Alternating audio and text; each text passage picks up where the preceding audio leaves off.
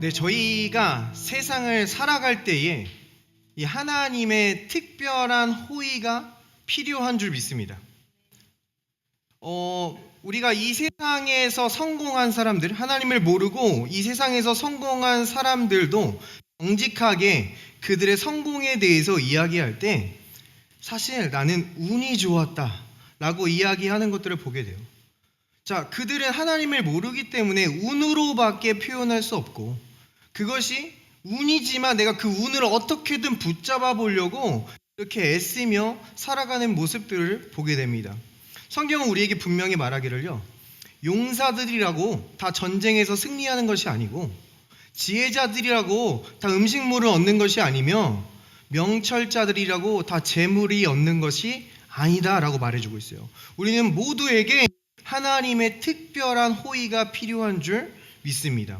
특별히 이 하나님의 호의는요, 우리에게 보내주신 이 관계와 사람들 속에서 이 호의가 나타나는 것을 우리는 발견하게 됩니다. 사실 우리가 단지 돈이 많다고 해서 함께 하고 싶지 않아요. 단지 외모가 출중하다고 해서 같이 일하고 싶지 않습니다. 내가 좋아하는 사람이 있어요. 내가 호의가 가는 사람이 있다라는 겁니다. 반대로 내가 외모가 출중하지 않고 내가 무언가 뛰어나지 않아도 내가 호의를 입게 되는 관계가 있다라는 거예요. 하나님의 은혜가 흘러 들어오는 관계예요. 저도 지금 이렇게 교회에서 이렇게 같이 말씀을 나누고 함께 교회를 이루어서 사역을 하고 있는데, 저도 이 관계 가운데서 정말 큰 하나님의 호의를 입었다고 믿습니다. 사실 제가 어떤 목사로서 엄청난 스펙을 가지고 있어서, 혹은 제가 엄청난 업적을 이루거나 어떤 기능이 뛰어나서 여러분들과 함께하고 있다고 생각하지 않아요. 우리의 관계 속에서 하나님이 특별한 호의를 흘려 보내주셨기 때문에, 제가 여러분들 한 명 한 명에게 큰 호의를 입었기 때문에 우리가 함께할 수 있는 줄 믿습니다. 사실 여러분들도 곰곰이 생각해보면요, 내가 여기 왜 있지? 잘 모르실 수 있어요. 왜냐하면 여긴 그냥 은혜가 흘러 들어왔기 때문입니다. 여기 가운데 하나님의 큰 호의가 있었기 때문이에요. 자, 저도 짧은 인생이지만 저의 인생을 되돌아보면 여러분들과 같이 굉장히 많은 하나님의 은혜와 호의를 입으면서 여기까지 온 것을 기억하게 됩니다. 제가 군대에서 이렇게 많은 은혜들을 경험하고 은혜의 주님을 만나고 나서 전역한 다음에 진로에 대한 고민이 조금 있었어요. 사실 그 당시에 저희 아버지는 이미 목회를 하고 계셨고, 저에게 신학을 할 것을 굉장히 강력하게 그렇게 좀 촉구하고 있는 그런 상황이었습니다. 근데 저는 이 주님의 은혜를 알았음에도 불구하고 이 길 말고 뭐 나에게 어떤 또 다른 잠재력이 있겠지, 이 길은 뭔가 조금 찝찝하다라는 그런 기분이 있었고, 이 아버지가 너무나 강력하게 이렇게 강권하고 계셨기 때문에 그 뭔가 마음에 불편함이 있었어요. 그래서 아버지와 이런 진로에 대해서 이야기할 때면 늘 좋지 않은 그런 결말이 났던 것 같아요. 그런데 어느 날 하나님께서 저희 아버지의 마음 가운데 은혜를 주신 것 같습니다. 그래서 또 이런 얘기를 하고 있는데 갑자기 아버지께서 하시는 말이, 너가 신학을 하지 않아도 좋다, 하지 않아도 돼, 대신 그리스도인으로 살아라, 대신 예수님만 믿으면서 살면 나는 만족한다 라는 그런 말씀을 갑자기 하시는 겁니다. 자, 그런데 놀랍게도 그 말을 듣자마자 저는 목회를 하고 싶다 라는 마음이 막 물밀듯이 저에게 밀려오는 겁니다. 제게 어떤 특별히 청개구리 심보가 있어서 그렇다기보다 뭔가 강압적이고 어떤 요구적인 상황이 아니라 정말 자유의 상황 가운데서, 기쁨의 상황 가운데서 하나님께서 이 길로 부르셨다는 확신을 주시기 위해서 주님께서 인도하여 주신 줄 믿습니다. 자, 그런데 그렇게 해서 신학교에 가게 되고 이제 신학생활을 하게 되는데, 사실 그 당시에 어떤 집안의 서포트를 받을 수 있는 상황이 아니었어요. 그리고 제가 막 늦었다라는 생각이 있었기 때문에 막 많은 사역 단체들에 참여하고 기회가 있으면 막 이렇게 많은 섬김과 배움의 자리에 이렇게 모든 스케줄을 이렇게 꽉 채워놨기 때문에 이렇게 아르바이트를 할 그 여건도 되지 않았습니다. 자, 그런데 그때 20살 초반이었는데 갑자기 제가 요청도 하지 않았는데 제 동생이 저를 서포트한다고 나섰습니다. 사실 제 동생도 이제 20살 초반이어서 사회 초년생이었거든요. 그의 월급이 그렇게 많지 않았습니다. 그런데 저의 그 모든 생활비와 장학금을 준다고 자신의 월급의 3분의 1 정도를 저에게 그렇게 큰 은혜들을 제가 사역을 해서 수입이 발생하기 전까지 저에게 흘려 보내주었던 것을 기억하게 됩니다. 근데 제가 막 평상시에 막 엄청 좋은 형이 아니었어요. 제가 쌍둥이이기 때문에 뭐 엄청 큰 형 노릇도 못했고, 사실 어렸을 때 기억을 해보면 이렇게 쌍둥이이기 때문에 선물들이 생일 때 똑같은 게 색깔만 다르게 이렇게 많이 들어와요. 그러면 제가 먼저 늘 선택권을 가지고 제가 좋은 걸 고릅니다. 그러다 마음이 바뀌면 안 되겠다, 내가 이거 할게 하고 또 바꿔가요. 정말 얌체 같죠? 그런 형이었는데도 불구하고 갑자기 그러한, 지금도 어떻게 그 금액을 떠나서 그렇게 할 수 있었는지 이해할 수 없는 그러한 은혜를 흘려보내 주었던 것을 기억하게 됩니다. 정말 이렇게 이해할 수 없는 하나님의 많은 은혜들이 이것 말고도 정말 굉장히 많이 제 삶을 붙들어 주고 있었고, 정말 근데 그 당시에 좀 아쉬웠던 것은 무엇이냐면 제가 그것에 대해서 충분히 감사하지 못했다라는 거예요. 사실 고맙다라는 말도 하고 하긴 했는데 정말 그것이 얼마나 큰 은혜인지, 이 하나님과 이 사람을 통해서 베풀어 주신 이 은혜가 얼마나 큰 은혜인지 감사하지 못했다라는 거예요. 근데 이 은혜를 알고 나서 하나님께서 내게 이미 은혜로 주신 것들을 깨닫게 하면서 그 많은 은혜들에 대한 감사와 기쁨으로 저의 삶을 채워주시는 것들을 경험하게 됩니다. 자, 그런데요, 우리가 이렇게 살면서 호의를 잃게 되는데 성경은 우리가 이러한 하나님의 호의가 뿜어져 나오는 원천에 대해서 이렇게 소개하고 있다는 것입니다. 인자와 진리가 내게서 떠나지 말게 하고 그것을 내 목에 매며 내 마음판에 새기라. 그리하면 내가 하나님과 사람 앞에서 은총과 귀중히 여김을 받으리라. 여기 은총, favor, 이 호의로 번역되는 단어입니다. 특별히 어디서 사용되냐면 이 에스더가 이 왕비로 뽑힐 때 여러 왕비 후보자들이 있었지만 이 왕이 다른 어떤 왕비 후보자들보다 에스더를 더욱 사랑함으로 은총을 입었다 할 때에 그런 문맥 가운데서 사용되는 단어입니다. 우리가 다른 사람들보다 뛰어나지 않는데도 불구하고, 두드러지지 않는데도 불구하고 특별한 사랑과 호의를 입게 된다는 것을 말해주고 있는 거예요. 자, 그런데 그 지금 원천을 뭐라고 말해주고 있어요? 인자와 진리가 내게서 떠나지 않게 하고, 우리가 인자와 진리에 완전히 매여 있을 때 우리는 이러한 호의를 입게 된다라고 말해주고 있어요. 자, 이 인자와 진리는 히브리어로 무엇입니까? 헤세드 베에메트, 우리 예수님의 이름을 말해주고 있는 겁니다. 요한복음에서는 이 인자와 진리를 이렇게 표현해주고 있어요. 율법은 모세로 말미암아 주어진 것이요 은혜와 진리는 예수 그리스도로 말미암아 온 것이라. 율법은 모세로 말미암아 기분 주어졌어요. 인격이 아니에요. 근데 이 은혜와 진리는 person, 인격이신 예수 그리스도로 우리에게 왔다라는 겁니다. 자, 우리가 이 모세가 이 시내산에서 이 율법을 받을 때 생각해 보면요, 그때 이 하나님의 임재 앞에 가까이 갈 수가 있었습니까? 없었습니다. 하나님의 그 무시무시한 임재 앞에 그 천둥과 번개와 하나님의 모든 백성들은 두려워서 떨었어요. 하나님께 가까이 나아갔다가 죽을까봐 두려워서 떨었다는 것입니다. 그러니까 우리는요, 이 율법을 통해서는 하나님께 도저히 가까이 나아갈 수 없음을 우리에게 말해주고 있다는 겁니다. 자, 그런데 안타까운 사실은요, 안 그래도 힘겨운 삶을 살고 있는 성도들에게 너가 하나님의 특별한 은총과 은혜를 입기 위해서 너는 더 헌신하고 더 봉사하고 더 용서하고 더 사랑해라. 그러면 너는 하나님의 많은 은혜와 은총을 입게 될 것이다 라고, 이렇게 힘든 삶의 성도의 삶 가운데 더 무거운 짐을 짊어지게 하는 그런 안타까운 사실을 보게 된다는 겁니다.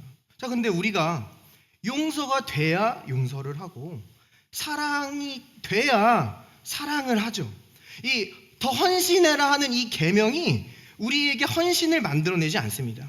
탐욕을 품지 말라는 그 계명이 우리에게 만족감을 주지 않는다라는 거예요. 우리는 율법 앞에 서면요, 그것에 가까이 가면 가까이 갈수록 우리가 더욱더 추악한 죄인이라는 사실만 드러날 뿐입니다. 우리는 율법 앞에서 정죄를 받을 수밖에 없는 줄 믿습니다. 자, 이렇게 우리가 할 수 없기에 예수님께서 은혜와 진리로 우리에게 다가와 주신 줄 믿습니다. 이 율법을 상징하는 이 모세가 일으킨 첫 번째 기적은요, 이 물을 피로 만드는 거였어요. 죽음의 사역을 나타냅니다. 근데 예수님께서 첫 번째로 일으키신 기적은 물을 포도주로 만드는 기적이었습니다. 기쁨과 생명을 뜻한다라는 말입니다. 이 예수님께서는요, 우리에게 오셨을 뿐만이 아니라 우리의 모든 죄와 사망과 저주를 십자가에서 지시고 그 모든 것을 끝내시고 구원을 완성하셔서 우리에게 성령을 부어주신 줄 믿습니다. 그러니까 우리는 이제요, 하나님과 가장 가까운 존재가 되었어요.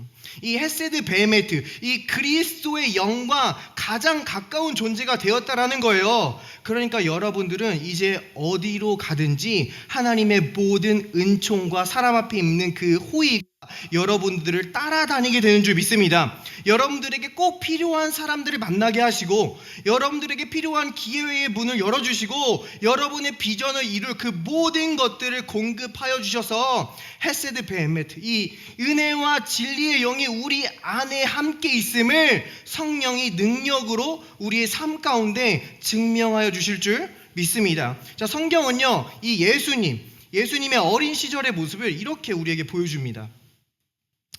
예수는 지혜와 키가 자라가며 하나님과 사람 앞에 더욱 사랑스러워 가시더라. In favor with God and man.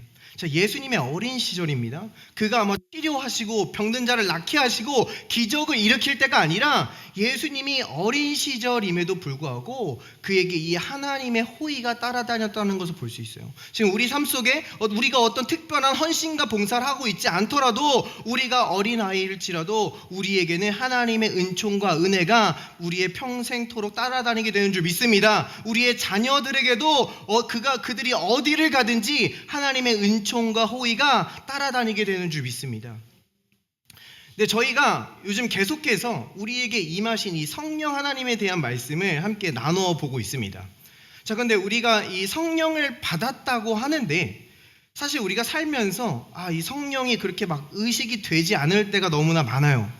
그리고 성령 충만하라고 하는데 도대체 어떻게 해야 내가 이 성령 충만함으로 걸어갈 수 있는지 잘 모를 때가 있습니다. 자, 그래서 저희가 첫 번째로 살펴볼 것은요, 성경은요, 우리가 이 성령을 받는 것을 언약이라고 말한다라는 거예요. 언약. 자, 하나님 말씀 보겠습니다. 여호와의 말씀이니라. 구속자가 시온에 임하며 야곱의 자손 가운데에서 죄가를 떠나는 자에게 임하리라. 여호와께서 이르시되 내가 그들과 세운 나의 언약이 이러하니 곧 내 위에 있는 나의 영과 내 입에 둔 나의 말이 이제부터 영원하도록 내 입에서와 내 후손의 입에서와 내 후손의 후손의 입에서 떠나지 아니하리라 하시니라. 여호와의 말씀이니라. 자, 여기서 언약을 말해주고 있는데요, 이 언약의 내용이 무엇입니까?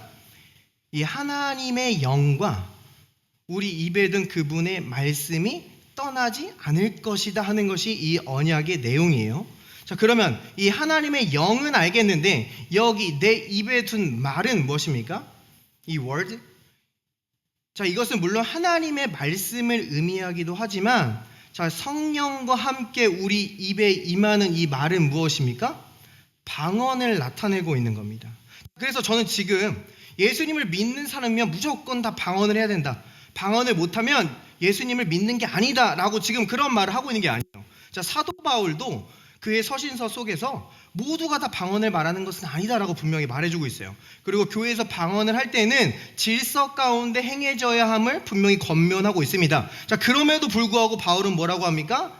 내가 누구보다도 방언을 많이 말함으로 감사하노라 라고 말해요. 그리고 그 교회 성도들에게 나는 너희 모두가 방언하길 원한다 라고 말하는 것입니다. 그러니까 우리 예수님을 영접한 우리가요, 방언을 못할 수도 있어요. have to가 아닙니다. 그런데 방언을 하는 것은 get to라는 겁니다.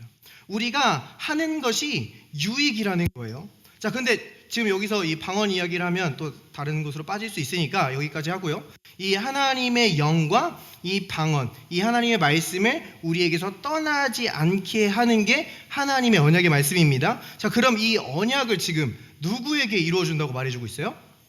죄가를 떠나는 자에게, 죄에서 돌이키는 자에게, 회개하는 자에게 이 언약이 임한다라고 말해주고 있어요. 자, 그런데 이 말씀을 바울은 로마서에서 이렇게 인용합니다. 내가 그들의 죄를 없이 할 때에 그들에게 이루어질 내 언약이 이것이라 함과 같으니라. 자, 아까는요, 우리가 죄에서 돌이키는 것처럼 말해주고 있어요. 우리가 이 회개하는 것처럼 말해주고 있어요. 근데 여기서는요, 하나님이 우리 죄를 없이 할 때에 라고 말해주고 있습니다.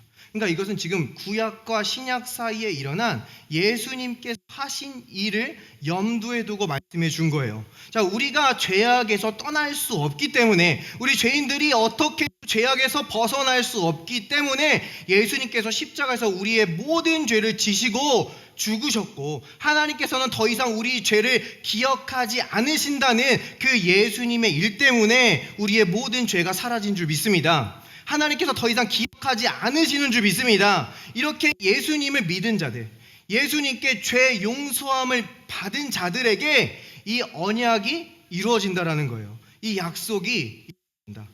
자, 그러면 약속, 언약, 이 말은 어떤 의미로 우리에게 다가옵니까? 자, 아버지가 한 아들에게 약속을 했어요. 내가 너에게 선물을 줄게, 반드시 줄게 약속했어요. 근데 그 아들이 매일 아버지를 찾아가서, 아버지 한 번만, 제발 한 번만 이 선물을 제게 좀 주십시오, 정말 간절히 구하오니 이 선물을 주십시오 라고 부탁한다면 이것은 굉장히 이상한 일일 거라는 거예요. 자, 그러니까요, 우리가 예수님을 믿었어요. 죄 용서함을 받았습니다. 그렇게 신앙생활을 하고 있어요. 근데 어떨 때는 이 성령이 우리에게 충만히 느껴집니다. 성령의 임재를 너무나 잘 누릴 수 있어요. 그런데는요, 어떨 때는 이 성령이 완전히 소멸된 것처럼 느껴져요. 이 하나님이 내게서 너무 멀리 있는 것처럼 느껴진다라는 거예요. 그러니까 이 감정의 유무가 지금 성령이 우리와 함께 하시는지의 유무를 판단할 수 없다라는 겁니다. 하나님께서 우리의 감정을 주셨을 때는요, 우리가 그것을 즐기라고 주신 거예요. 감사한 마음, 기쁜 마음, 우리가 하나님의 영광과 기쁨을 즐기고 누리라고 주신 것이지, 그것이 진리를 판단하는 기준으로 우리에게 주시지 않은 줄 믿습니다. 진리를 판단하는 기준은 오직 하나님의 말씀뿐인 줄 믿습니다. 그렇기 때문에 우리의 감정의 유무와 상관없이 우리가 예수 그리스도를 믿었다면, 죄 용서함을 받았다면 성령 하나님께서는 우리에게 임재해 계신 줄 믿습니다. 여러분 안에 충만히 임하신 줄 믿습니다. 자, 그런데 어떤 분들은요, 우리의 연약함으로 인해서 이 성령의 역사가 제한되는 것처럼 그렇게 말씀하시는 분들도 있어요. 아, 이 오늘 집회 가운데, 오늘 예배 가운데 지금 어떤 사람들이 싸우고 와서 성령이 일하지 못하고 있습니다. 혹은 우리 가운데 어떤 특별한 죄 때문에 우리에게 성령이 충만히 임하지 못하고 있습니다. 지금 우리가 평상시에 그 성령을 간절히 구하고 기도하지 않았기 때문에 우리에게 성령의 충만함이 나타나지 않고 있습니다 라고 이야기하는 것들을 들어보셨을 거예요. 자, 그런데요, 성경은 이것에 대해서 뭐라고 합니까? 내가 아버지께 구하겠으니 그가 또 다른 보혜사를 너희에게 주사 영원토록 너희와 함께 있게 하리니. 자, 여기서 누가 기도하는 겁니까? 이 말씀 예수님이 하고 있는 거거든요. 지금 예수님이 아버지께 구하겠다, 예수님이 기도하겠다, 그래서 우리에게 성령을 주시겠다라고 말씀해주고 있는 거예요. 그리고 여기서 지금 이 성령을 뭐라고 하고 있어요? 헬퍼라고 부르고 있어요. 헬퍼. 자, 헬퍼는 누구에게 필요한 겁니까? 강한 자, 완성된 자에게 필요한 겁니까? 도움이 필요한 자, 연약한 자에게 필요하다라는 거예요. 그러니까요, 우리의 연약함이 결코 성령이 우리에게 충만히 임하는 것을 막을 수 없는 줄 믿습니다. 오히려 우리는 사도 바울처럼 고백할 수 있어요. 나의 약함을 자랑하노라. 내가 약한 그때에 강하노라. 내가 넘어지고 쓰러지고 나에게 부족함이 발견될지라도 성령은 내 안에 계시고 그분이 충만히 역사하시기에 나는 다시 일어나 주의 영광을 선포할 수 있다라고 우리는 담대히 고백할 수 있는 줄 믿습니다. 자, 또한 저희가 오해하지 말아야 될 것은요, 성령을 마치 상급처럼 생각한다는 거예요. 나의 어떤 열심인 어떤 종교 생활과 나의 고행과 어떤 금식을 통해서 성령 충만함을 얻어내려는 시도들을 보게 됩니다. 자, 근데 성경에서는요, 이 우리에게 성령이 충만히 임할 때 우리에게 권능이 부어진다라고 말하고 있어요. 자, 그 의미는 무엇이냐면요. 자, 어떤 사람이 지금 마라톤에 참여합니다. 근데 그가 아주 열심히 성실히 이 마라톤에 참여해서 이 경기를 완주했어요. 그리고 어떤 사람은 이 마라톤에서 1등 트로피를 받았습니다. 자, 그런데 그 사람에게 이 권능이 필요합니까? 아니에요. 권능은요, 이 마라톤 경주를 시작하는 사람에게 필요한 겁니다. 그러니까 우리가 예수 그리스도를 믿고 우리가 죄 용서함을 받아서 이 신앙생활을 시작할 때 성령께서는 우리 앞에 나타난 많은 믿음의 문제와 어려움과 자맹을 넘어서 그리스도의 영광을 나타낼 수 있도록 우리에게 이 권능을 부어주시는 줄 믿습니다. 자, 그러니까 그 어떤 것도 이 예수 그리스도의 죄 씻음 외에는 우리를 방해할 수 있는 게 없다라는 거예요. 우리가 가장 확실히 해야 할 것은 오직 예수 그리스도로 인해서 우리의 죄가 씻긴 것뿐이라는 겁니다. 자, 고넬료의 집에서 이 베드로가 그들에게 복음을 선포하고 예수 그리스도의 이름으로 죄 용서함을 선포할 때 그들에게 성령이 강력하게 내려오셨다라고 했어요. 자, 근데 여기서 성령이 내려오셨다라고 할 때 해당하는 헬라어 단어는요, 누가복음 15장에서 이 돌아온 탕자가 아버지의 모든 재산을 다 탕진해버리고 단지 배가 고프다는 이유로 아버지께 다시 돌아왔지만 아버지는 그 돌아온 탕자를 향해 뛰어가서 그를 안아줄 때, 이 안아주다라는 단어와 동일한 단어라는 거예요. 그러니까요, 우리가 이 죄 용서함을 믿을 때, 우리에게 이 죄 용서함이 선포될 때 성령이 우리에게 다가와 우리를 감싸 안아주시는 줄 믿습니다. 우리에게 죄 용서함이 선포될 때, 우리가 죄 용서함을 믿을 때 단지 성령이 우리 안에 있는 것이 아니라 성령이 우리를 완전히 감싸 안아주시사 우리가 성령의 충만한 은혜를 누릴 수 있게 되는 줄 믿습니다. 자, 그런데 어떤 분들은요, 이러한 성령의 충만한 역사보다 이 사단의 충만한 역사를 더 경계하고 무서워하시는 분들이 있어요. 이 사단이 내게 역사하는 것. 자, 그런데요, 우리가 예수 그리스도의 이름을 믿고 성령이 우리 안에 내주한다는 뜻은요, 우리가 거룩한 하나님의 성전이 된 줄 믿습니다. 근데 구약 성경에 보면요, 이 거룩한 하나님의 성전과 성막에 가장 거룩하게 구별된 이 대제사장이 들어갈 때도요, 온갖 정결 예식을 다 행하고 어린 양의 피를 가지고 대속죄일 날 겨우 이 하나님의 성전에 들어갈 수 있었다라는 거예요. 그러다가 거기서 혹시 자신의 어떤 죄가 발견되거나 부정함이 발견되면 거기서 바로 죽을 수밖에 없었다라는 거예요. 하물며 우리가 하나님의 영이 있는 하나님의 성전인데 이 더러운 악한 영이 우리에게 들어올 수가 있겠습니까? 없습니다. 하나님의 임재 앞에 악한 영이 다가왔다가도 7길로 도망하게 되는 줄 믿습니다. 이곳 가운데 하나님의 영이 임재해 계시고요, 이 하나님의 영이 우리에게 충만히 임재할 때 우린 단순히 방언뿐만이 아니라 하나님의 모든 기적이 가능하게 되는 줄 믿습니다. 하나님의 영이 삼손에게 임할 때 맨손으로 사자를 찢어 죽였고, 이 겁쟁이 기드온에게 여호와의 영이 임할 때 그는 300명으로 미디안의 대군을 물리쳤습니다. 여호와의 영이 임할 때 새살이 돋고요, 여호와의 영이 임할 때 마른 뼈가 살아나는 하나님의 놀라운 일이 있는 줄 믿습니다. 우리 이 시간 가운데도 하나님의 영이 우리에게 충만히 임할 때 우리 마음 가운데 있는 지난주 한 주간 우리를 괴롭혔던 모든 걱정과 염려가 사라지게 되는 줄 믿습니다. 우리의 생각과 우리의 마음 가운데 그 모든 짐이 가벼워지는 줄 믿습니다. 우리의 육체의 질병이 떠나가고 하나님의 건강이 임해서 우리가 어느 자리에서 넘어졌든지 우리가 다시 독수리처럼 일어나 주의 영광을 향해 날아갈 수 있도록 성령이 우리에게 권능을 공급하여 주시는 줄 믿습니다. 자, 그런데요, 물론 나의 작은 연약함 혹은 나의 감정은 그렇다고 할 수 있어요. 자, 그런데 우리가 반복해서 짓는 나의 죄, 반복해서 만나는 나의 연약함 앞에서는 내가 정말 성령을 받은 것인가 의심하게 된다는 거예요. 정말 성령이 지금 나를 인도하고 계시나 의심하게 된다는 거예요. 그러나 그렇지 않습니다. 자, 저는 이 말씀을 예수 그리스도 영접한 사람들에게만 얘기하는 거예요. 이 언약을 가지고 있는 사람들에게만 해당되는 겁니다. 자, 우리 그러면 이 언약을 가진 아브라함의 이야기로 잠깐 넘어갔으면 좋겠어요. 이 아브라함은 하나님의 언약을 가진 사람입니다. 하나님께서는 내가 너의 이름을 창대하고 내게 복을 주어 내가 모든 민족 위에 뛰어나고 너가 복이 될지라, 이 언약의 말씀을 주셨어요. 그래서 아브라함은 실제적으로 상당히 부자였습니다. 많은 종들을 거리고 있었고 상당한 힘도 있었어요. 그런데 이 아브라함이 기근을 만나서 이 애굽 땅에 가서 이 바로 왕, 한 나라의 그 총리 앞에 섰을 때는 이 아브라함이 자신이 초라해 보였다라는 거예요.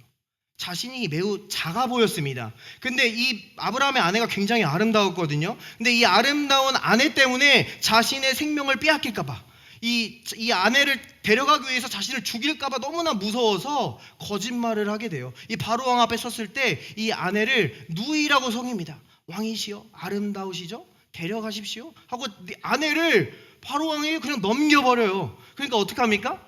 하나님께서 바로 왕을 찾아가십니다. 하나님께서 큰형님 역할을 해주시는 거예요. 그에게 큰 재앙을 내리시더니 너 바로 너 큰일 나, 너 조심해, 돌려보내 해가지고 다시 돌려보내게 돼요. 그러니까 이거 믿음의 조상으로서의 그런 행동이 아니잖아요. 이거는 지금 현대 사회에서도 범죄입니다. 남자를 유인해 놓고 나서 갑자기 큰형님들 보내서 너 큰일 나? 이렇게 협박하는 거는 지금도 범죄예요. 근데 아브라함이 그랬다라는 거예요. 근데 더 심각한 것은 아브라함은 상습범이었다는 거예요. 지금 애굽에서만 그런 게 아니라 또 이 블레셋에 가서 그 아비멜렉 앞에 섰을 때 또 아비멜렉 아름다우시죠? 데려가세요. 또 줍니다. 그러자 또 하나님은 큰형님 역할로 나타나셔가지고 아비멜렉 너 큰일 나? 돌려보내? 해가지고 다시 회복시켜 주시는 것을 보게 돼요. 자, 이 성경 말씀이요, 이 아브라함의 연약함을 드러낼 때는요 이유가 있어요. 이 아브라함의 연약함이 드러났을 때, 그의 반복적인 죄가 드러났을 때 이 하나님의 언약의 말씀이 취소가 되었습니까? 취소되지 않았다라는 거예요.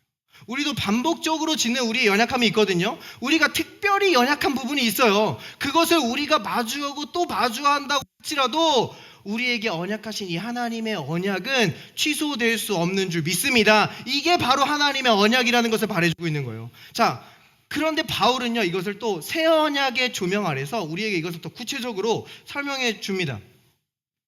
육신에 있는 자들은 하나님을 기쁘시게 할 수 없느니라. 만일 너희 속에 하나님의 영이 거하시면 너희가 육신에 있지 아니하고 영에 있나니 누구든지 그리스도의 영이 없으면 그리스도의 사람이 아니라. 자, 우리가 예수님을 믿었어요. 우리에게 성령이 임했습니다. 자, 그럼 우리는 어디 있다고 말하고 있어요?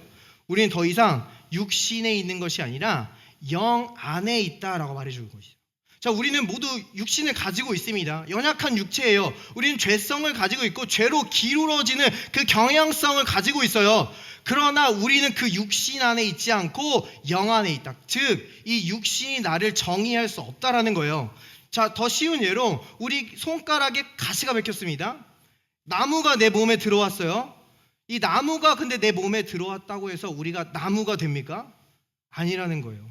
우리가 이 육신의 경향이 있다고 해서, 죄의 경향이 있다고 해서 우리가 죄인이 아니라 너희는 영 안에 있다. 그 너의 연약함, 너의 죄가 너를 정의할 수 없다라고 우리에게 분명히 말씀해주고 계신 줄 믿습니다. 자, 성경에서는요 우리가 이렇게 예수님을 믿고 세례받고 구원받은 것을 마치 모세가 이스라엘 백성들을 출애굽시키고 이 홍해를 건넌 것으로, 그러한 그림으로 우리에게 보여주거든요. 자, 모세가 이스라엘 백성들과 함께 어린 양의 피를 발라서 이 모든 죽음의 일들에서 건짐을 받았습니다. 그들은 나올 때 그냥 나오지 않았어요.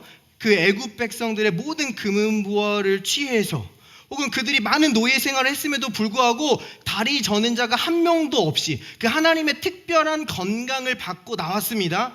구원의 기쁨과 감격으로 지금 살아가는 것을 보여주고 있는 거예요. 우리도 구원받았을 때, 우리에게 은혜가 임했을 때 그렇게 큰 기쁨과 감사함으로 살아가던 우리의 모습들을 기억합니다. 그런데 그 기쁨이 오래가지 않고 갑자기 우리가 뒤에서 추격해오는 그 바로 왕에 둘러싸여서 우리의 다시 육신의 죄가 스물스물 올라오는 나의 그 대적들과 우리의 죄악에 둘러싸여서 다시 내가 죄의 노예가 될 것 같은, 다시 사망의 노예가 될 것 같은 그러한 상황을 마주할 수 있음을 우리에게 보여주고 있는 겁니다. 자, 그런데 그 상황에 있는 지금 이 모세에게 하나님께서는 어떻게 말씀하셨습니까?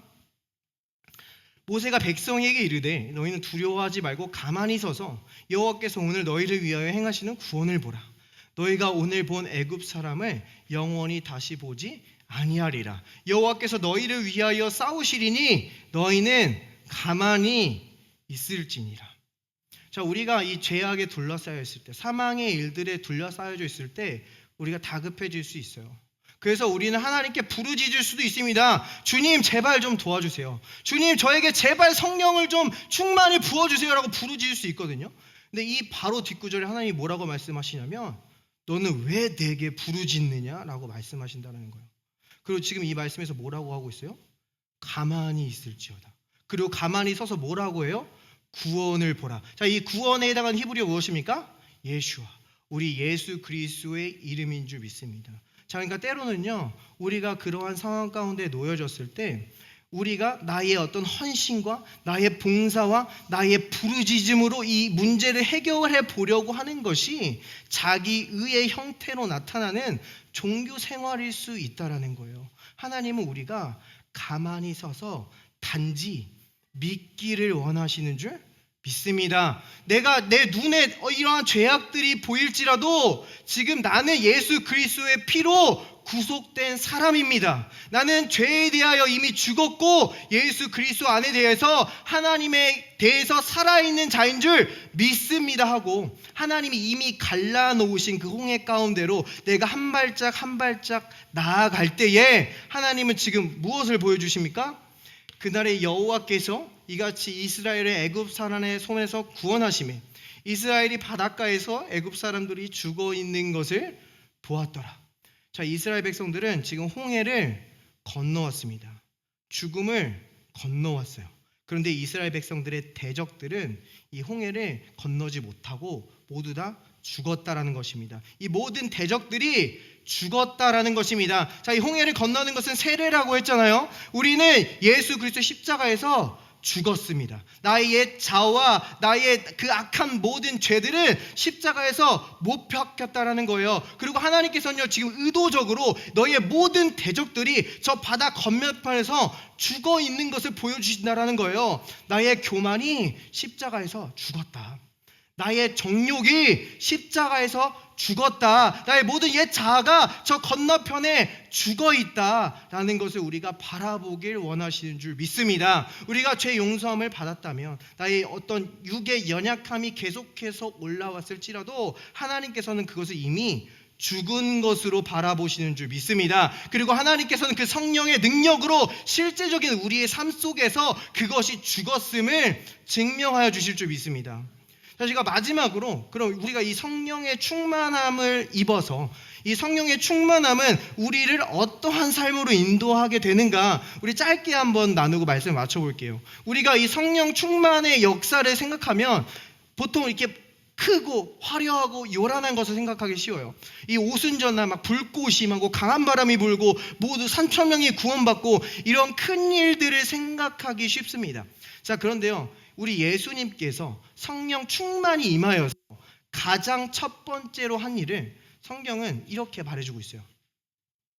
예수께서 성령의 충만함을 입어 요단강에서 돌아오사 광야에서 40일 동안 성령에게 이끌리시며. 자, 예수님은 성령 충만함을 입고 군중들에게 나아가서 기적, 치유하면서 나는 메시아다, 다 나를 따르라 하면서 자기 영광을 드러내지 않았다는 거예요. 예수님은요, 아무도 없는 광야로 가셨어요. 황량한 광야로 가셨어요. 그리고 그곳에서 마귀에게 시험 받으십니다. 자, 여기서 근데 오해하지 말아야 될 것은 이 시험 받다, 이 유혹받다라고 할 때 예수님은 우리처럼 죄가 있으셔서 이 죄의 당김을 받는 것이 아닙니다. 이 예수님의 시험의 종류는요, 마치 이 금이 진짜 금인데 이 금이 진짜 금임을 드러내기 위해서 테스트하는 것처럼 우리 예수님 참 하나님이신 것을 드러내기 위해서 이 테스트를 받으시는 거예요. 자, 우리 히브리서는요, 예수님의 시험에 대해서 이렇게 말해주고 있어요. 우리에게 있는 대제사장은 우리의 연약함을 동정하지 못하시리가 아니요 모든 일에 우리와 똑같이 시험을 받으신 이로되 죄는 없으시니라. 자, 이 예수님이 이 시험을 받으신 이유가 우리를 동정하기 위함이다를 드러내주고 있어요. 그래서 동정하다라는 단어는요, 이 원어적으로 뉘앙스가 고통을 함께 받다, 고통을 함께 나누다라는 의미예요. 자, 그러니까 예수님께서 지금 성령 충만하여서 지금 바로 가신 일이 무엇입니까? 이 광야로 가셔서 우리의 고통을 나눠지러 가셨다라는 거예요. 자, 이 말은 무엇이냐면요, 이 복음서에서 예수님은 자신의 영광을 계속해서 숨기는 모습을 보여주십니다. 자신의 영광을 자신이 취하지 않으세요. 그렇지만 하나님께서 그분의 영광을 드러내주시는 것을 보게 됩니다. 자, 이 특별히 마가복음에서요, 예수님께서 많은 기적들을 행하고 경고하시는 모습을 보여주세요. 야이로의 딸을 고치고 나서, 나병 환자를 고치고 나서, 이 귀먹고 말 못하는 사람에게 에바다 하면서 모든 것을 열리게 하고 나서 이것을 아무에게도 이르지 말라라고 아주 강력하게 권고하는 모습이 보여집니다. 자, 이 이유는 무엇입니까? 마가복음에서 이렇게 설명하고 있어요. 인자가 온 곳은 섬김을 받으려 함이 아니라 도리어 섬기려 하고 자기 목숨을 많은 사람의 대속물로 주려 함이니라. 자, 주님은요, 영광을 취하고 자신이 높아지고 섬김받으러 온 것이 아니라 섬기러 오셨기 때문에, 지금 그분의 목적이 우리의 죄를 지시고 우리의 구원을 완성하러 오신 것이기 때문에 그 부르신 목적을 따라 묵묵히 자신의 영광을 드러내지 아니하시고 자신의 소명을 한 발짝 한 발짝 이루어 가시는 사명자, 종으로서 섬기는 예수님의 모습을 드러내주고 있다는 거예요. 자, 사복음서는요, 이 예수님의 다양한 모습을 우리에게 드러내줍니다. 특별히 이 마가복음은요, 종으로서 오신 우리 예수님의 모습을 보여줘요. 자, 이 성막의 이 휘장 가운데 4가지 그림이 있잖아요. 그 가운데서 이 황소의 그림, 이 열심히 묵묵히 하나님의 일을 섬기시고 행하시는 이 예수님의 모습을 마가복음에서 드러내줍니다. 그래서 마가복음은 가장 짧은 복음서임에도 불구하고 가장 많은 귀신 내쫓음과 기적이 기록되어 있어요. 그래서 마가복음에는 이 영어 성경에 보면 문장이 거의 엔드로 시작해요. 엔드 그리고 쉴 새 없이 그분의 사역을 행하시는 모습을 보여줍니다. 그리고 즉시라는 단어들로 이 예수 그리스도께서 쉼 없이 그분의 종으로서 이 하나님의 일을 섬기시는 모습을 드러내준다라는 거예요. 자, 그러니까 우리에게 말해주고 있는 것은요, 이 성령 충만함은 우리를 섬김의 자리로 인도해 준다라는 거예요. 자, 그런데 이 섬김이요, 지금 더 봉사해라, 더 헌신해라, 지금 이런 뉘앙스가 아닙니다. 자, 손흥민 선수가 축구를 굉장히 잘하잖아요. 근데 손흥민 선수가 카페에 앉아서 커피를 먹고 있으면 아마 그 능력이 다 보이지 않을 거예요. 근데 그가 축구장에 나가서 공을 가지고 뛰기 시작할 때 그의 능력이 드러나기 시작할 겁니다. 마찬가지로 우리가 성령을 받아서 우리가 이 섬김의 자리로 나아갈 때에 우리의 부르심을 따라 한 발짝 한 발짝 나아갈 때에 그곳 가운데 하나님의 충만함이 우리의 삶 속에 드러나게 되는 줄 믿습니다. 자, 이 이사야 선지자에서는요, 종의 시라고 하는 게 있어요. 우리 종으로서 오신 예수님의 모습을 우리에게 잘 보여주고 있거든요. 이사야 말씀 보겠습니다. 내가 붙드는 나의 종, 내 마음에 기뻐하는 자, 곧 내가 택한 사람을 보라. 내가 나의 영을 그에게 주었은즉 그가 이방에 정의를 베풀리라. 자, 하나님께서 영을 예수 그리스도께 부으셔서 지금 이방에 정의를 베푸시는 모습을 보여줍니다. 여기서 이방에 정의를 베푼다는 말은요, 이사야서 49장 6절에 보면 종의 시가 연장되어 있는 것을 보게 되는데 그곳 가운데에서 이방이 빛이 되게 하시고 이방의 구원을 베푸시는 것을 우리에게 자세히 설명해 주고 있어요. 그러니까 하나님께서는 지금 유대인들뿐만이 아니라 이 온 열방까지 예수 그리스도에게 영을 부어서 그 성령을 통해서 구원의 일들을 일어나가시는 그것을 보여주는 거예요. 자, 근데 그 구원의 일이 지금 어떻게 일어납니까? 그는 외치지 아니하며 목소리를 높이지 아니하며 그 소리를 거리에 들리게 하지 아니하며. 자, 예수님은 이 땅에서 많은 기적과 치유를 행하셨습니다. 그런데 베세다, 고라신, 가버나움이라는 마을에 가서는 그 어느 마을보다도 더 많은 기적을 행했음에도 불구하고 그들은 예수님을 거절하는 모습을 보여줍니다. 그때 예수님은 자신의 목소리를 높이지 않았다는 거예요. 아니, 어디 감히 내가 메시아인데 이렇게 안 했다라는 거예요. 그 뒤에 보면은 이 너희가 심판할 때에 소돔과 고모라보다 견디기 어렵다라고 말씀하시거든요. 그거는 그 마을들을 저주하는 게 아니라 지금 복음을 거절했을 때 따라오는 그 결과에 대해서 말씀해 주는 거예요. 그래서 바로 그 다음에 온유한 말씀으로 수고하고 무거운 짐진 자 다 내게로 오라. 그 거절한 자들에게 내가 너희를 쉬게 하리라 라고 지금 말씀해 주시는 것을 보게 됩니다. 그러니까 예수님은요, 이 성령의 사역을 어떻게 보이시냐면 그 어떤 거절과 박해에도 자신의 목소리를 높이지 않고, 혹은 그 어떤 거절과 박해에도 낙심하며 굴복하지 않으며 묵묵히 자신의 그 부르신 소명을 따라 그 모든 구원의 일들을 이뤄나가시는 모습을 우리에게 보여주고 있다는 거예요. 자, 또한 예수님이 성령을 받아서 어떻게 사역하시냐면요, 사람들의 박수갈채에 의해서 움직이지 않았다는 거예요. 요한복음은 이렇게 보여줍니다. 그러므로 예수께서 그들이 와서 자기를 억지로 붙들어 임금으로 삼으려는 줄 아시고 다시 혼자 산으로 떠나가시니라. 예수님께서 오병이어 기적을 일으키셨습니다. 굶주린 자들을 먹여주셨어요. 그들은 자신의 배고픔이 해결되자 이 자신들의 요구를 채워주시는 이 예수님을 임금으로 삼으려고 했어요. 그런데 예수님은 어떻게 했어요? 떠나가셨어요. 예수님은 숨으셨다라는 겁니다. 자, 지금 사람들의 박수 갈채를 따라 예수님이 움직이는 것이 아니라 예수님은 지금이 자신이 지금 영광 받을 때가 아님을 분명히 아셨다라는 거예요. 나는 너희의 모든 죄를 지고 십자가에서 죽어서 너희의 구원을 완성하러 왔느니라. 이 구원을 성취하기 위해 자신의 영광을 취하지 않으시고 한 걸음 한 걸음 또 자신의 구원 사역을 완성하러 가시는 예수님의 모습을 보여주십니다. 예수님께서는 이렇게 자신이 영광을 취하지 않았지만 사도행전에서 보면은 하나님께서 그를 오른손으로 높이사 임금과 구주로 삼으셨느니라 우리에게 말씀하고 계신 줄 믿습니다. 자, 우리의 육은요, 너무나 쉽게 이 사람들의 박수 소리를 따라서 움직이기 쉬워요. 사람들의 칭찬과 사람들의 그 요구 가운데 어떻게 잘 보이지라고 생각하기 쉽습니다.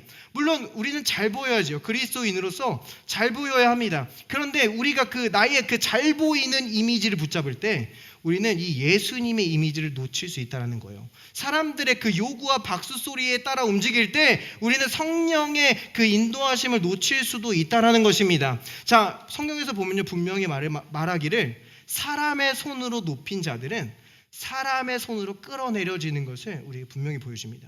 자, 여기서 사람들은 단지 자신의 요구를 채워주니까 예수를 임금 삼으려고 했지만 이 예수님이 자신의 요구들을 다 채워주지 않으니까 어떻게 해요? 십자가에 못 박아버렸다는 거예요. 자, 그런데 그런 사람들의 박수 소리에 움직이는 것이 아니라 성령의 인도하심을 따라 묵묵히 그 한 걸음 한 걸음을 자신의 부르신 그 소명을 따라 움직이는 예수님을 어떻게 했습니까? 하나님께서 모든 권세와 통치자 위에 높여주신 줄 믿습니다. 그러므로 여러분들은요, 언제나 괜찮은 척 할 필요 없어요. 이 사람들의 요구에 따라서 언제나 좋은 척 할 필요 없습니다. 우리가 약할 때 과감히 약해지셔도 돼요. 우리가 연약할 때 그냥 그 연약한 모습으로 있어도 됩니다. 하나님께서 우리에게 보내주신 사람들은요, 우리가 연약함이 드러날지라도 우리를 정지하고 우리를 떠나가지 않습니다. 자, 이 예수님도 마찬가지예요. 이 종의 시에서 드러나는 예수님의 사역을 이렇게 보여줍니다. 상한 갈 때 꺾지 아니하며 꺼져가는 등불을 끄지 아니하고 진실로 정의를 시행할 것이며.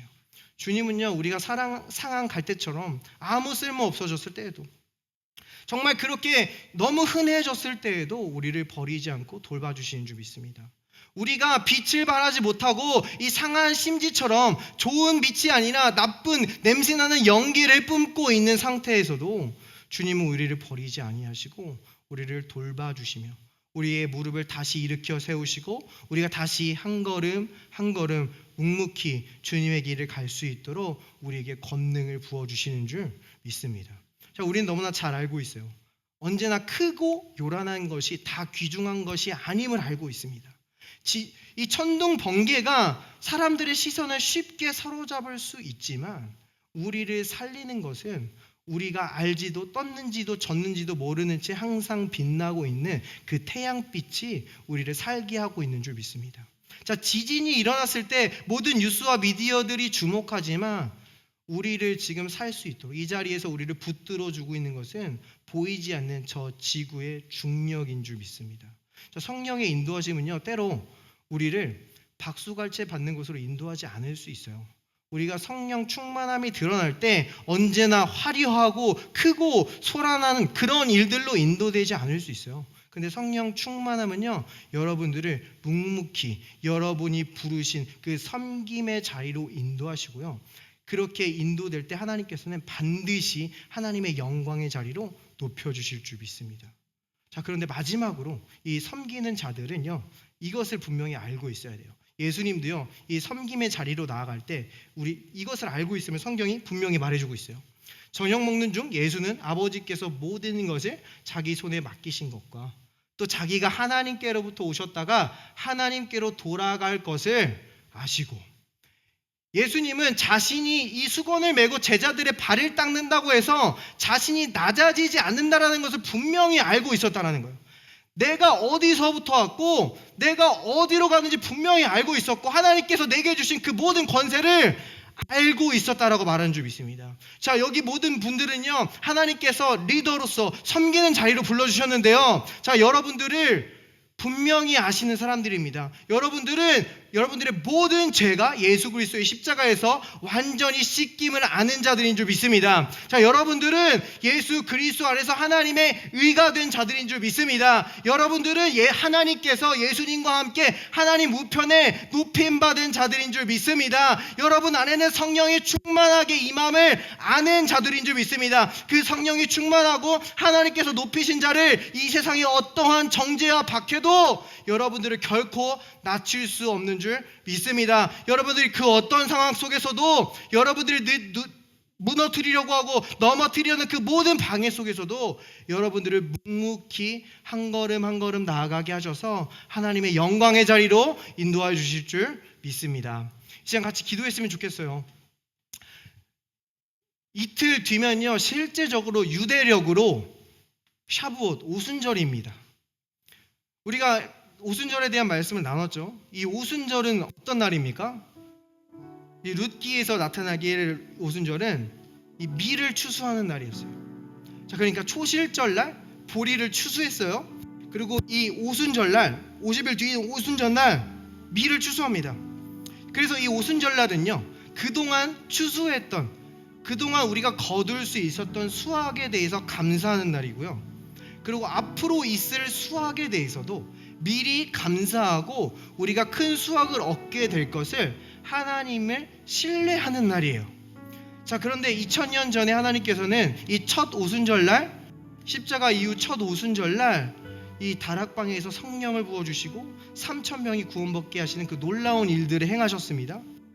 자, 그 말은요, 이 오순절의 이 수확이 확실한 만큼 우리는 이 마지막 때에 하나님이 추수할 것을, 부흥의 추수가 있을 것을 우리가 확실히 믿을 수 있는 줄 믿습니다. 그것을 미리 감사할 수 있는 줄 믿습니다. 오늘 섬김의 자리로 또 우리에게 성령을 부으셨음을, 우리에게 죄 용서 받았음을 확실히 알게 하신 바로 여러분들을 통해서 이 마지막 시대에 하나님의 놀라운 부흥의 일들을 행하실 것을 우리는 확신할 수 있는 줄 믿습니다. 우리 이 시간 다 같이 영으로 기도했으면 좋겠어요. 영상을 통해 시청하시는 분들도, 지금 이 자리에 계신 분들도 아직 방언을 못 하시는 분들이 있을지라도 우리 같이 영으로 기도했으면 좋겠습니다. 자, 방언은요, 우리가 입을 떼어서 말하는 거예요. 성령은 악한 영처럼 우리를 사로잡지 않습니다. 성령은 젠틀하셔서 우리와 동행하시는 줄 믿습니다. 우리가 입을 열 때에 성령이 우리를 도우셔서 영으로 기도하게 하시는 줄 믿습니다. 우리가 멈추길 원할 때 멈추게 하시고, 우리가 영으로 노래하고 싶을 때 노래하게 하시는 줄 믿습니다. 어떤 기분이나 감정이 중요한 게 아니에요. 저도 이 말씀을 준비하고 강단에 서기 전까지 하나님의 임재가 전혀 느껴지지 않을 때가 있어요. 그렇지만 나에게 언약이 있음을 믿고 내 안에 성령이 있음을 믿고 이 앞에 설 때에 그곳에는 반드시 성령의 역사가 일어나는 줄 믿습니다. 오늘 이 시간 우리가 죄 용서 받았음을 믿고 성령이 우리와 함께 계심을 믿고 우리가 입을 열어 기도할 때에 우리는 영으로 기도할 수 있게 되는 줄 믿습니다. 우리 다 같이 기도합니다. Let us pray in spirit.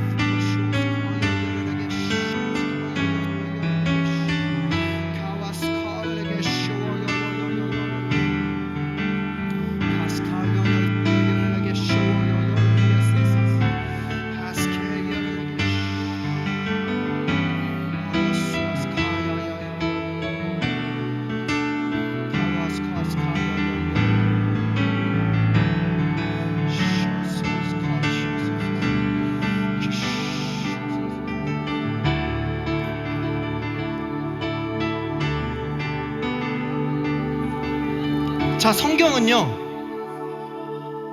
우리에게 이 방언을 할 때에 우리의 몸이 세워진다고 말합니다. 개역개정 성경에는 덕을 세운다라고 번역이 되어 있는데 의역한 거고요. 이 세우다는 집을 지을 때 사용하는 단어예요. 우리가 방언을 할 때 우리의 영뿐만이 아니라 우리의 혼과 몸과 우리의 모든 건강이 세워지는 줄 믿습니다. 우리 안에서부터 샘솟는 그 생수의 강이 우리 영에서부터 우리의 혼을 만지고 우리의 육체를 만져서 하나님의 강건함이 드러나게 하시는 줄 믿습니다. 자, 야고보서에서는요, 우리의 입술에 이 작은 혀가 마치 배를 조종하는 운전대, 이 키와 같다고 말하고 있어요. 우리가 우리의 입술이 성령과 함께 기도할 때 우리의 몸 전체가, 우리의 삶 전체가 성령과 함께 흘러갈 수 있는 줄 믿습니다. 우리의 삶이 성령의 인도하심을 받아 흘러갈 수 있는 줄 믿습니다. 이 시간 우리와 함께 하셔서 우리에게 드러내시는 그 하나님의 위대한 일들을 우리가 깨달아 알게 하시는 줄 믿습니다. 우리 다시 한번 성령과 함께 기도하기 원합니다. Let us pray, Spirit.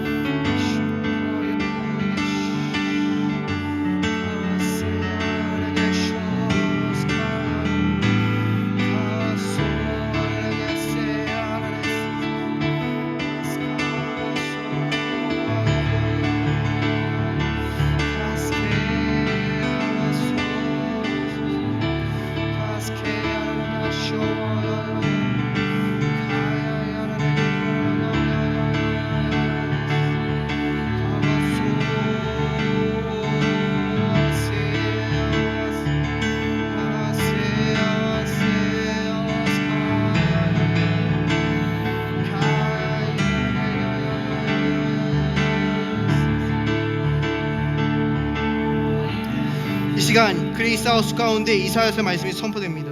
일어나라, 빛을 발하라. 이는 내 빛이 이르렀고 여호와의 영광이 내 위에 임하였습니다. 주님, 우리에게 성령을 충만히 부어주시니 감사합니다. 우리 자녀들에게 성령을 충만히 부어주시니 감사합니다. 우리가 죄 용서받았음을 깨닫게 하시니 감사합니다. 우리의 모든 육체가 저 바다 건너편에 죽어있음을 바라보게 하시니 감사합니다. 주님, 이 시간 성령이 충만히 임할 때에 우리가 지난 한 주 살아왔던 그 모든 무거운 짐들과 멍에가 이 시간 완전히 풀어지게 역사하여 주시옵소서. 우리가 앞으로 한 주를 살아갈 때에 우리의 영을 새롭게 하시고 우리의 혼에 새로운 힘을 부어주시사 우리가 지금 어느 자리에 넘어져 있든지 우리가 다시 새 힘을 얻어서 영광의 자리로 걸어나갈 수 있도록 주님, 이번 한 주 축복하여 주시옵소서. 예수님의 이름으로 기도합니다. 아멘. 네, 이렇게 좋은 예수님을 아직 영접하지 않으신 분이 있다면 저와 함께 이렇게 기도하겠으면 좋겠습니다. 예수님, 저의 모든 죄를 십자가에서 끝내주신 줄 믿습니다. 저의 연약함이 보일지라도 저는 여전히 그리스도 안에서 하나님의 의입니다. 감사합니다. 예수님의 이름으로 기도합니다. 아멘. Praise the Lord.